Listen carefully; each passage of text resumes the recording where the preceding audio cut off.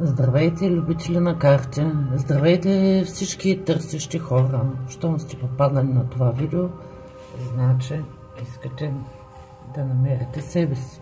А тези карти винаги се теглят от интуицията. Аз ще използвам моята интуиция и ще привлека картата, която всеки един от вас, който попадне на това видео, ще има нужда да чуе. Това е нещо, което идва вътре от душата. Това, което душата има нужда да чуе. Сега да видим. Всичко, което ми се случва, е за мое добро.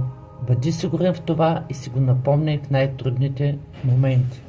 Хора, имаме много хубави български поговорки и една от любимите ми е: всяко зло е за добро. Вярвайте, че е така, колкото и странно да ви изглежда. Днес може да мислиш, че се е случило нещо зло, но после да установиш, че е за добро.